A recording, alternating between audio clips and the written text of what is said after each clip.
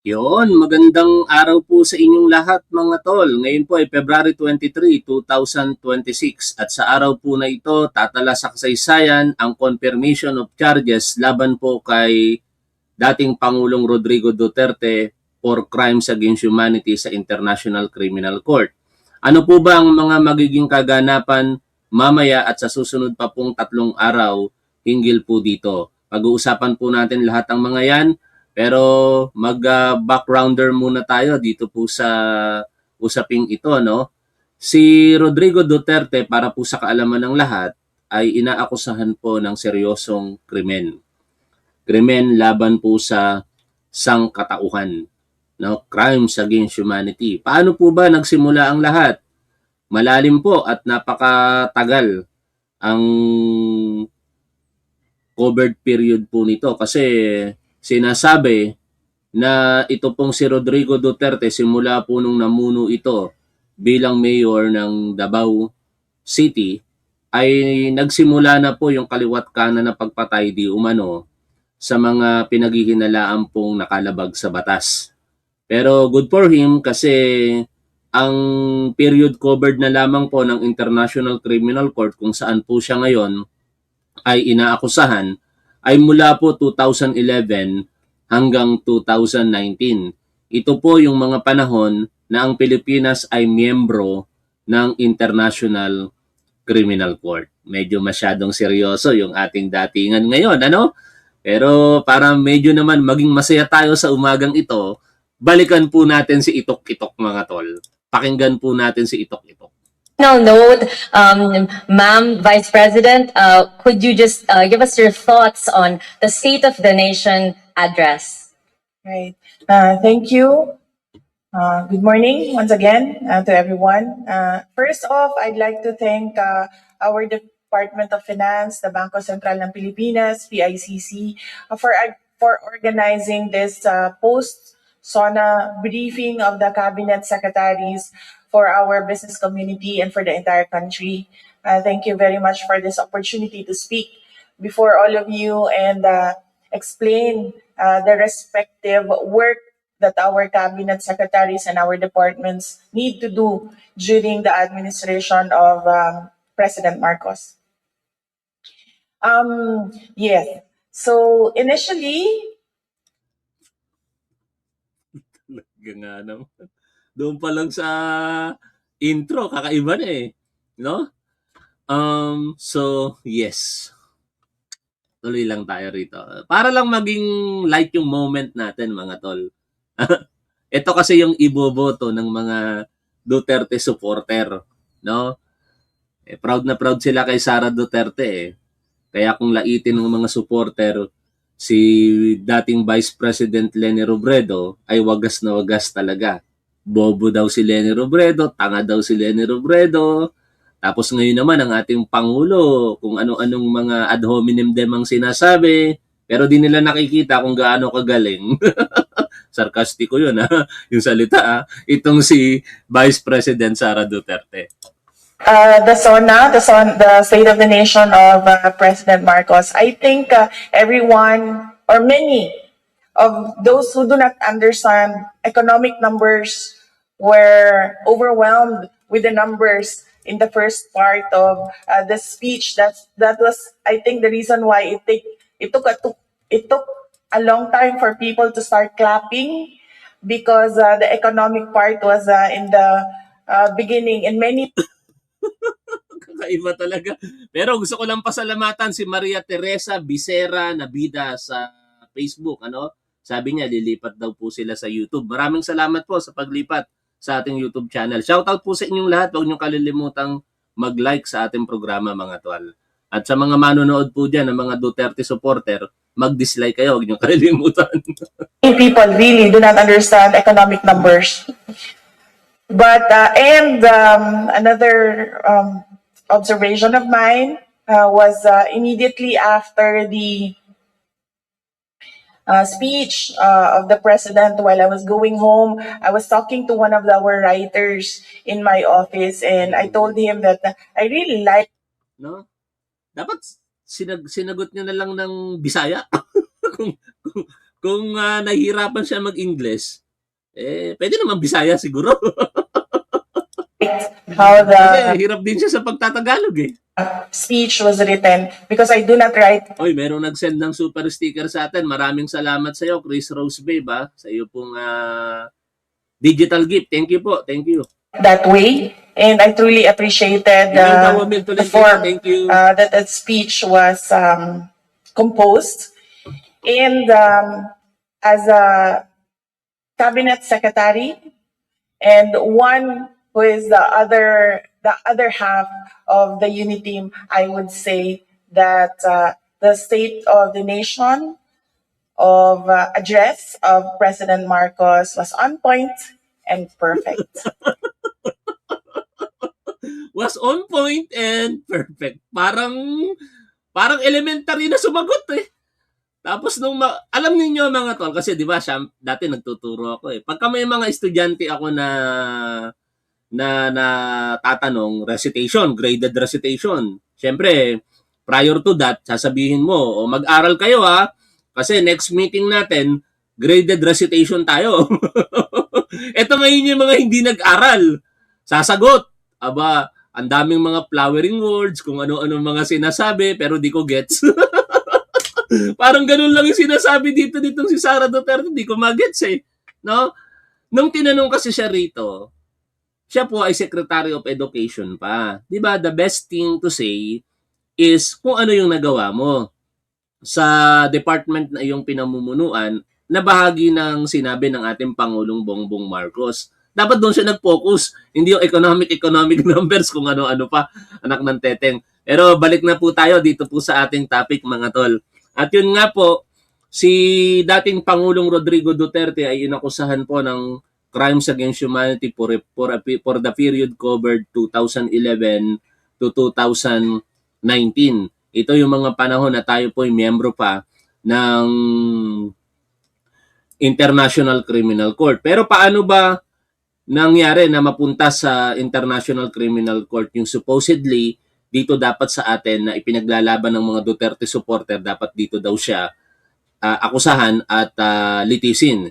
Ang problema po kasi, yung mga terminong ginamit is unwilling and unable. Ang gobyerno, partikular nung panahon ni Duterte, para po sa mga reklamo ng extrajudicial killings. Kaya sa tulong ng mga nagmalasakit sa pangunguna nito pong si dating Senador Antonio Trillanes at iba pa, ang mga kamag-anakan po ng mga nabiktima ng extrajudicial killings ay nagpunta po sa Hague, Netherlands at doon po sila yung nagsampa ng kasong crimes against humanity dito po kay Rodrigo Duterte noong 2017. Now, ano ang sumunod na nangyari? Siyempre, tinanggap ng ICC yung reklamo ni Trillanes at ng mga pamilya ng biktima at in anticipation for that, ito pong si Rodrigo Duterte ay unilaterally binaklas niya yung membership po natin sa ICC.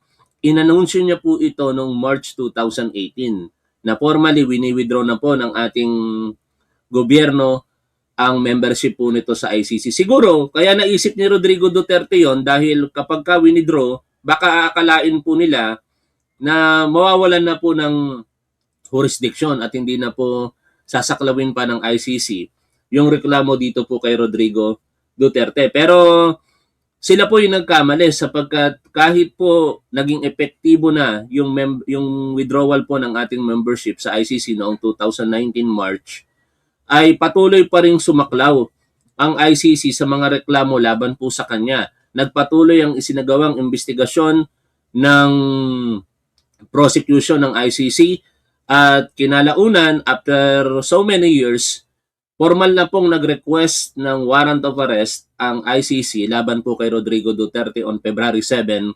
2025. And after more than a month, though hindi natin alam na mayroon pala talagang warrant of arrest na na-issue dito kay Rodrigo Duterte, nung March 11, 2025, pagbalik nito pong si Rodrigo Duterte mula po sa Hong Kong, ay nag-aantay na po sa kanya ang humigit kumulang 500 kapulisan dito po sa National Capital Region na iya, no? sa International Airport, no? At Ninoy Aquino International Airport. Pero ina-anticipate na rin kasi ng ating kapulisan na baka gumamit ng ibang airport itong si Rodrigo Duterte at ng mga kasama niya. Kaya marami na rin pong nakaantabay sa iba't ibang international airport across the country. But particular sa NAIA, doon po naka-detail yung more or less 500 na mga kapulisan po natin na huhuli sa kanya sa pamumuno po noon ay director po ng CIDG na si General Nicolas Torre III.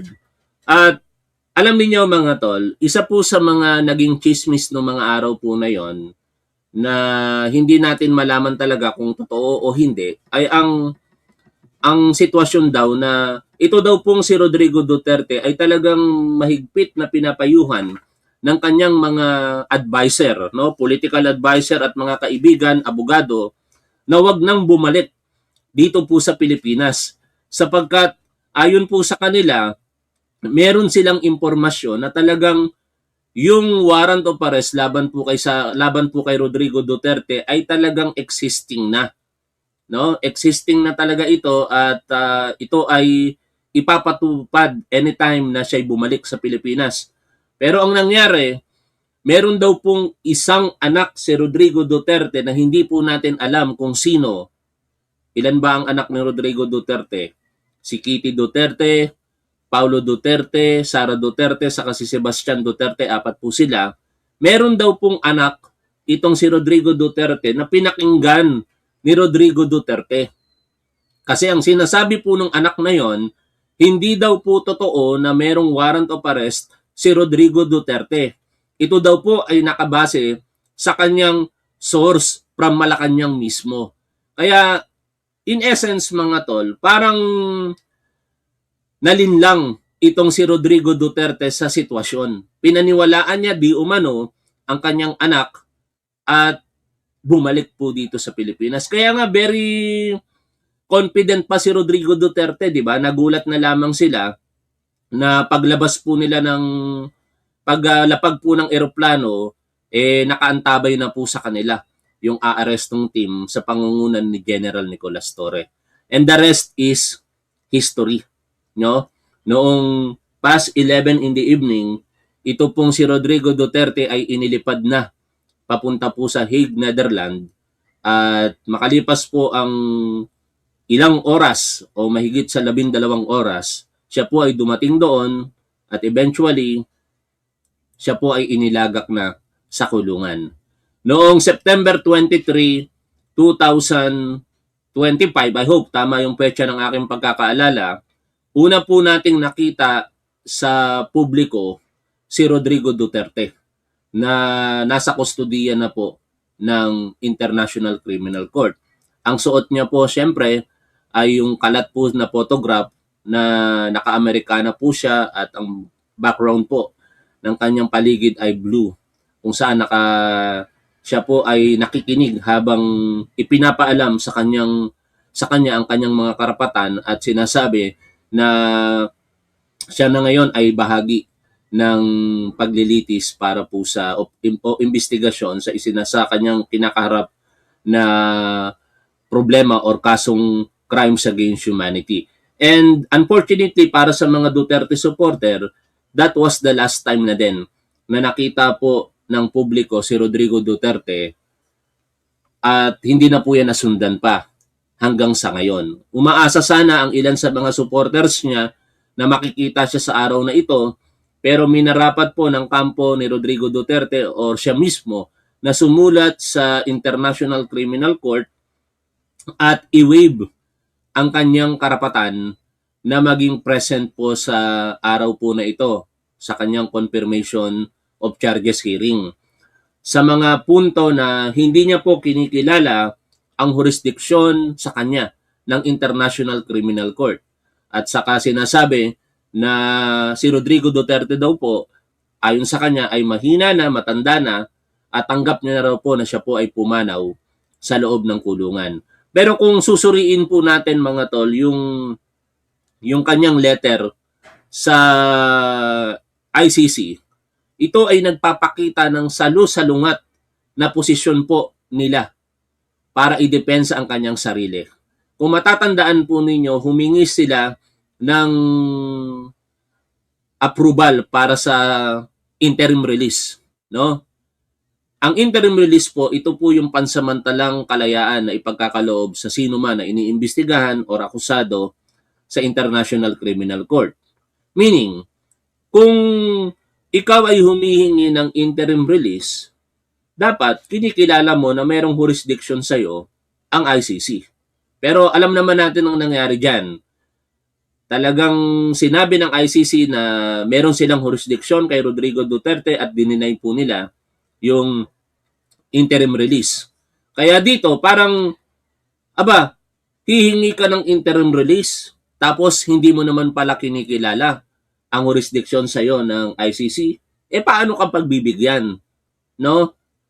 Kung ikaw ay pagbibigyan, tapos hindi mo kinikilala ang interim release, ay hindi mo kinikilala ang jurisdiction ng ICC, paano ko pa babalik? Definitely tatakas ka na. Ngayon, sinasabi ng kampo ni Rodrigo Duterte prior to this day na si Rodrigo Duterte daw po ay meron daw pong cognitive impairment o meron pong problema na po sa kanyang mental well-being, no? Pero yun po ay pinabubulaanan mismo ng kanyang sulat. Kasi kung inyo pong susuriin talaga, kung inyo pong susuriin ang sulat ni Rodrigo Duterte para sa ICC, nagpapakita po ito ng coherence, no? Talagang alam po ni Rodrigo Duterte ang mga nangyayari sa kanya. In fact, alam niya yung kanyang mga karapatan. May mga paawa pa nga. Kung ito po ay merong mental impairment na, hindi na siguro natin makikita sa kanyang letter na babanggitin pa ang jurisdiction, questionable jurisdiction ng ICC, na babanggitin pa kung ano yung kanyang physical well-being sa ngayon. At sasabihin pa na tanggap niya na ang maaaring mangyari sa kanya sa kulungan na pagpanaw. Ngayon, ang nagiging depensa dyan ng mga Duterte supporter, hindi nagiging makakalimutin lamang. Hindi po kasi sapat po yun eh. Ang pagiging makakalimutin ay sabi-sabi lamang. Sino ba ang dapat paniwalaan ng ICC? Siyempre, yung mga ekspertong doktor na sumusuri po dito kay Rodrigo Duterte. Okay, so much for that. Kaya puntahan na po natin ano po yung mga inaasahan natin mamaya sa confirmation hearing.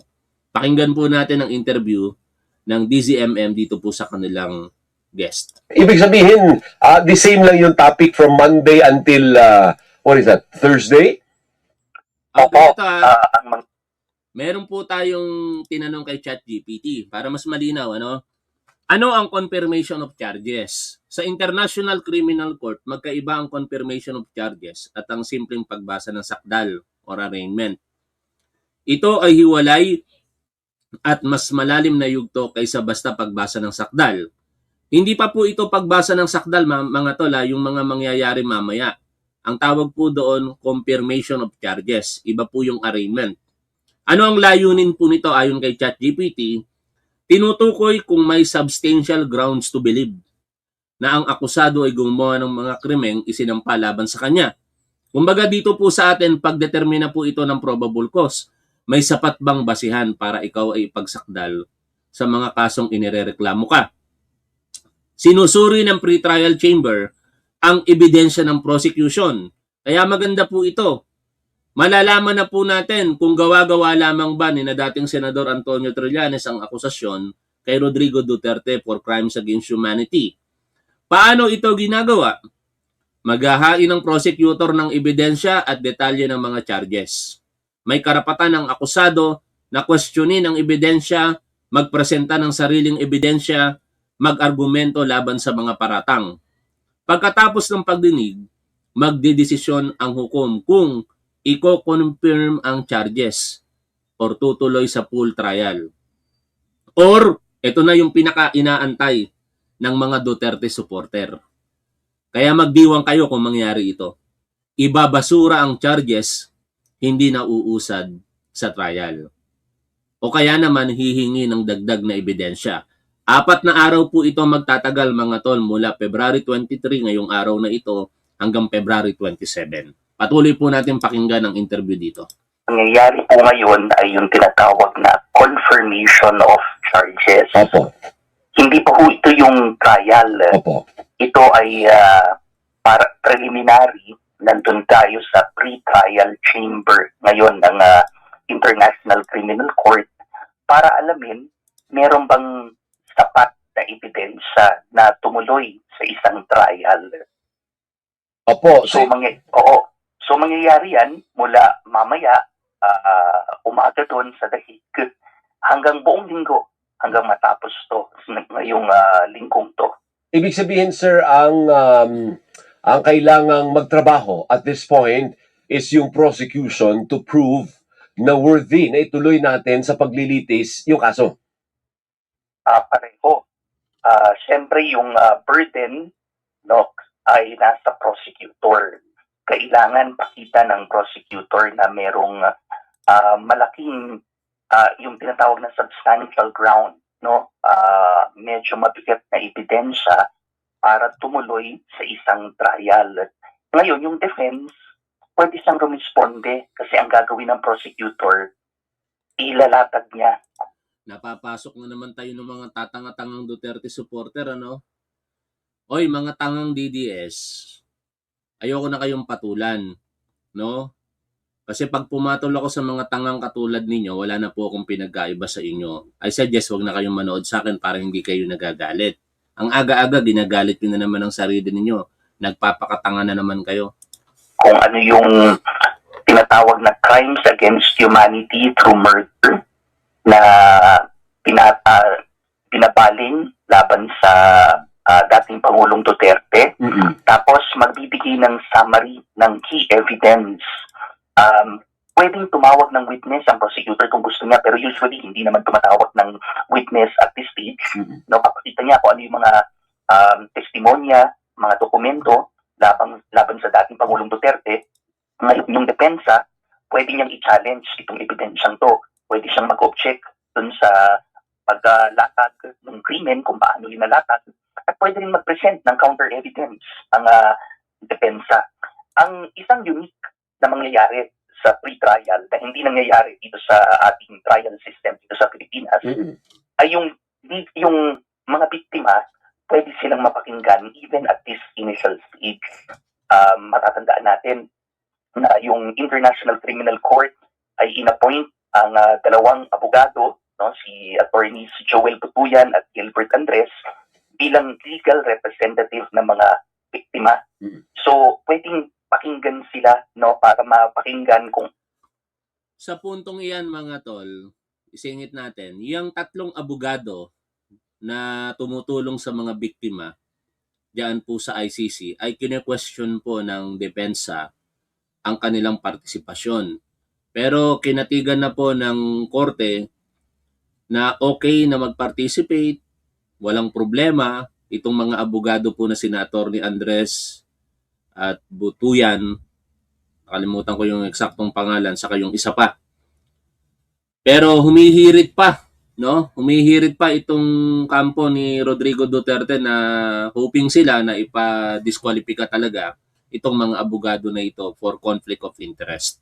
But for now, sila po ay patuloy na nagre-representa para sa mga biktima o sa mga pamilya ng biktima.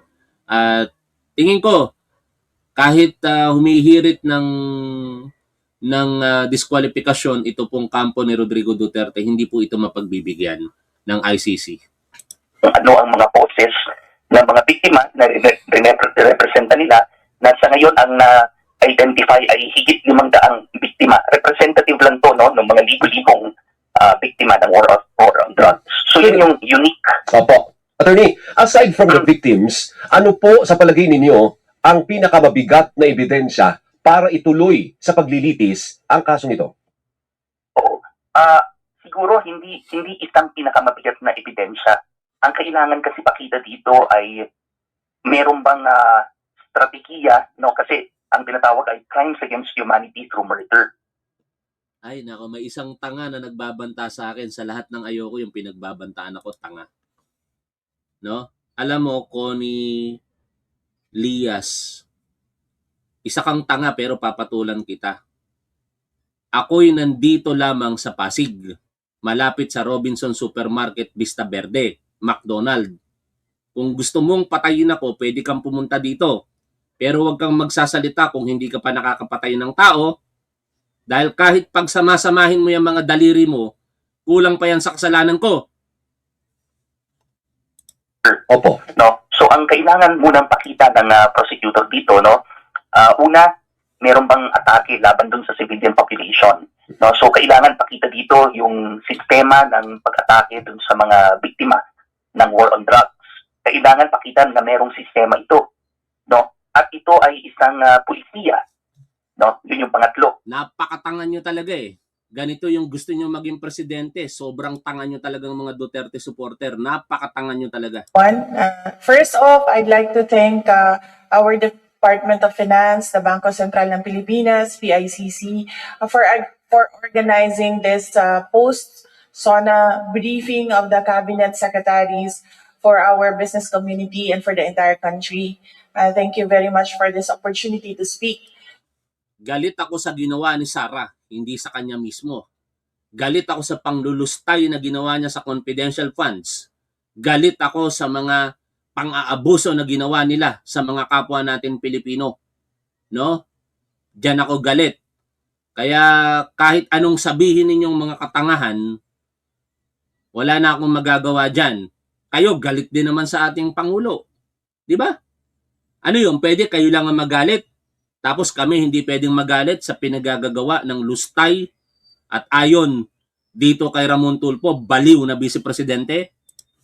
Before all of you and explain the respective work that our cabinet secretaries and our departments need to do during the administration of President Marcos. Yes. So initially, the State of the Nation of President Marcos. Ganyan ang gusto niyo maging presidente. Di ba kayo nahihiya? Because I think everyone or many of those who do not understand economic numbers were overwhelmed with the numbers in the first part of the speech. That was, I think, the reason why it took a long time for people to start clapping, because the economic part was in the beginning, and many people really do not understand economic numbers. But another observation of mine was immediately after the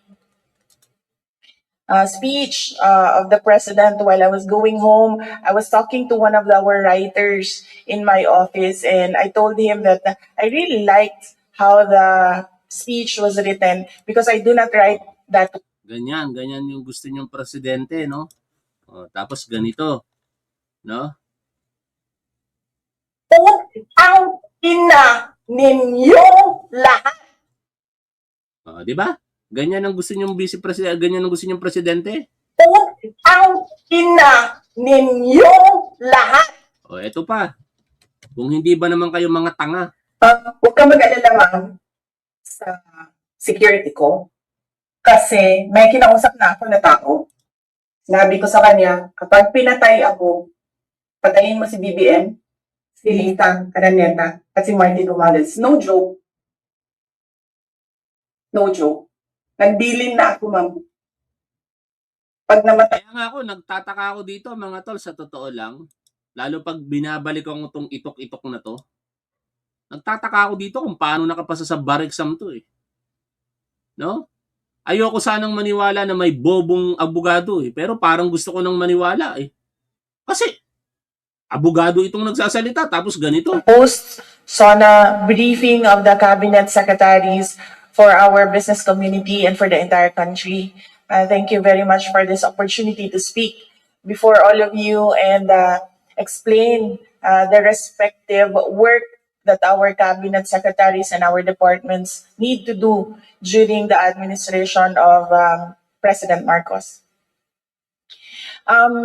Yes. So initially, the State of the Nation of President Marcos, I think everyone or many of those who do not understand economic numbers were overwhelmed with the numbers in the first part of the speech. That was, I think, the reason why Bobo naman talaga. Di ba? Ang laking kabubuhan ng pinagsasasabi nitong si Sara Duterte dito. Kahit anong sabihin ninyo dyan.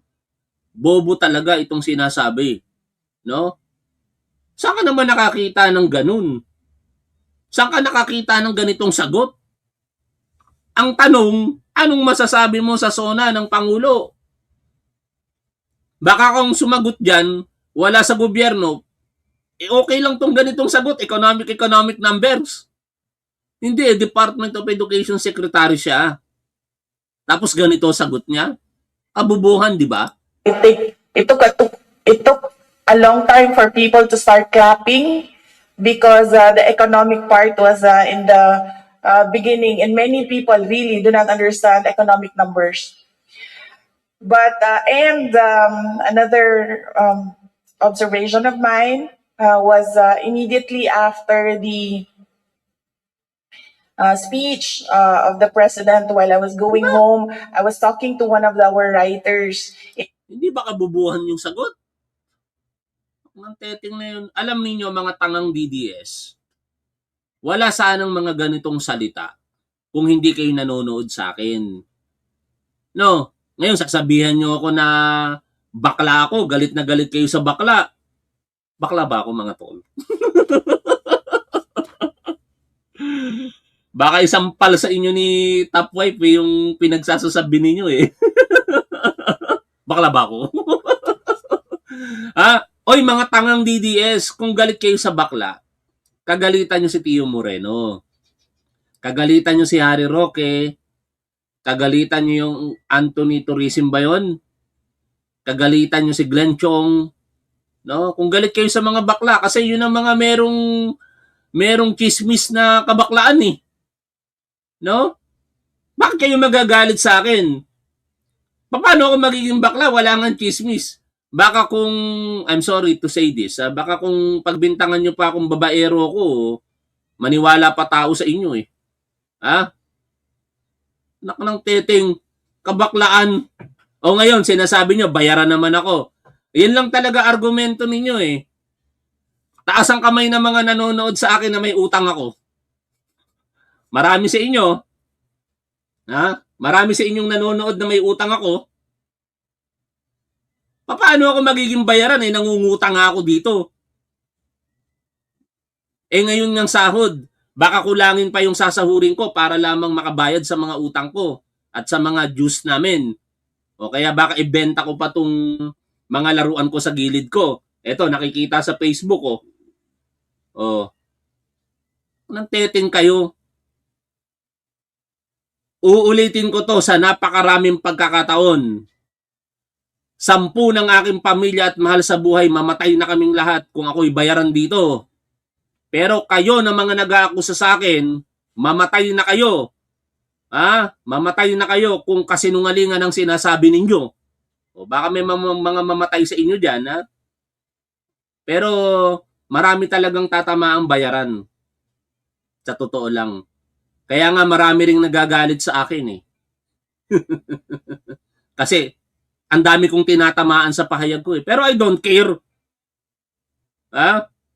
Mas mamarapatin kong mangutang kaysa tumanggap ng bayad. Ganito lang ako magsalita, hindi ako na high blood. Para naman kayong hindi sanay sa akin manood eh. Ganito lang talaga tayo rito mga tol. Pag ako'y nagmura na rito, piko na ako. Pero hindi mangyayari yon. Bakit? Kasi 100,000 pesos ang ipamimigay ko sa makakapikon sa akin eh. Mangungutang na naman ako pag nagkataon. Ha? Anak ng teting to mga to. O ulitin ko ha. Mamatay na bayaran. O, saka mamatay na ang mga nagsisinungaling. Baka kayo, mamatay kayo, mga Duterte supporter, napakasinungaling ninyo eh. Manang-mana kayo sa mga pinupuon ninyo eh. Balik tayo dito. Ano ba yung mga mangyayari mamaya? Yung pang-apat ay alam ba ng Pangulong Duterte itong ataking to? No? And who will prove that, attorney? Dapat may patunay kasi sabi ng presidente, hindi, wala akong ano, hindi yan systematic. Di-deny niya. Yung ganyan, no, papakita lang naman kasi dito yung pattern eh. Pag sinabi nating sistema, alalahanin natin, nandito lang muna tayo sa pre-trial stage. Wala pa ito dun sa trial proper, no? Okay. So, dito, titingnan lang muna, no, meron bang mabigat na ebidensya para umusad, magkaroon ng isang paglilitis, no? At titingnan dito, meron bang mukhang sistema o pulisiya, no? So, yun lang muna ang titignan dito, yung buong pulisiya muna, kung maaari bang nangyari, no, na si dating Pangulong Duterte ay may kinalaman dito. Awang-awa kayo dito kay Rodrigo Duterte pero hindi nyo kinakaawaan yung napakaraming inosenteng buhay na namatay dahil sa tagaguhan ng polisiya nitong si Rodrigo Duterte. No? Talagang baliktad ang mga utak ninyong mga tatanga-tangang DDS eh.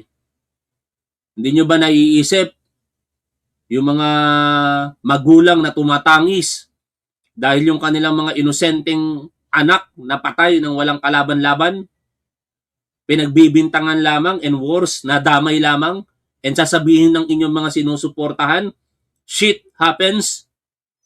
Naku nang teting kayo. Uulitin ko, ang tatangan ninyo, mga DDS, o yung mga nanonood lang sa atin. Ganun lang naman kasimple yun eh. Yung mga hindi nanonood sa ating Duterte supporter, wala akong pakialam sa inyo. Kung gusto nyo maging matalino kayo, so be it. Pero lahat ng mga Duterte supporter na nanonood sa atin, mga tanga kayo. Tingnan nyo sarili ninyo, galit na galit kayo sa akin. Ako, ganito lang ako, malakas lang talaga boses ko. In fact, pinagkakakitaan ko pa kayo. Makailang beses ko bang sasabihin sa inyo na bawat komento ninyo rito, mga tanga, kumikita ako. Hindi nyo ba nauunawaan yan, mga tanga? Sabagay, tanga nga, ano? Talagang hindi makakaunawa. Pero ipapaunawa ko sana sa inyo eh. Sa bawat komento ninyo, mga tangang Duterte supporter, kahit pagmumurahin nyo ako dyan, mga tanga, hindi yan nakakatulong sa pinupuo ninyo. Akala ninyo na ipagtatanggol nyo sila rito? Hindi. Dahil habang nanonood kayo sa akin, patuloy lamang dumadami yung views, patuloy na binabayaran ako ni YouTube, at patuloy akong gagawin ang mga bagay na ito. Kaya kung gusto nyong matigil ako, huwag kayong manood sa akin. Napakatanga nyo talaga eh. Ilang beses ko nang pinapaliwanag sa inyo, hindi nyo maunawaan, ano? Ngayon, yung pagdating sa paglilitis mismo, no, just in case, no, pag umabot doon ba nalaman yung tinatawag na ano ba ang naging criminal responsibility Opo. ng dating Pangulong Duterte. Pero sa ngayon, ano to, yung tinatawag na substantial ground to proceed lang muna. Meron pang mabigat. Oo. At kampante naman kayo, no? Attorney, kampante naman kayo na mukha namang magpo-proceed kasi may chance yun pala. Sabi dun sa binasa ko report kanina, 3 posibilidad, either mag-proceed, hingan pa ng dagdag na ebidensya, or totally, i-dismiss na at mawawala na yung kaso. So, kampante naman po kayo na magtutuloy-tuloy hanggang paglilitis. Kami kampante kami na tutuloy, no? Kasi clearly, meron tayong ebidensya ng sistema. For example, no, nag-file ng kaso dati sa Korte Suprema si Representative Chel Jokno, dati wala pa siya, no, at ang Free Legal Assistance Group.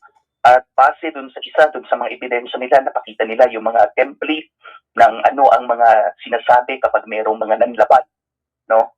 Pangalawa, maririnig natin yung tinatawag na pagkumbinsi ni dating Pangulong Duterte na pumatay, no? Although sasabihin niya parati within the bounds of law, no?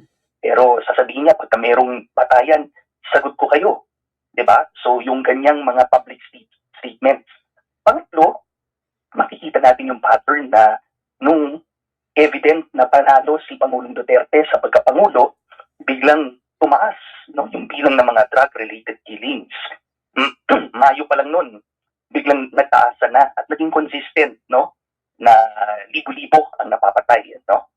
So ito ang substantial ground muna. Alam niyo mga tatanga-tangang Duterte supporter at sa ating mga matatalinong manonood, kung meron mang nakakaalam kung ano ang drug war,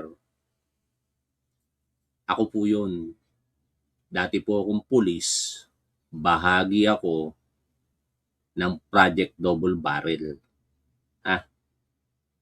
Kaya kung tanga kayo, huwag nyo na akong idamay sa katangahan ninyo. Tumatawag yung account officer ko sa condominium kasi gusto ko nang i-give up yung kondong kinuha ko eh. No? Iniisip ko yung consequences kung sakasakaling itutuloy ko pa. Kaya ko namang hulugan. Ang problema, sa 2028 or 2029, mag-aaral na ng medisina anak ko. Ayokong makompromise ang pag-aaral ng panganay kong anak sa pagmemedisina at masabay po dito. No? Kaya i-end na po natin itong live stream. Kanina pang nagmi-miss call, kakausapin ko lamang muna. Maraming salamat po sa inyong lahat mga tol. Lagi po nating tandaan kung ano po ang tama at dapat, doon po tayo. Keep safe. See you always. Bye for now mga tol.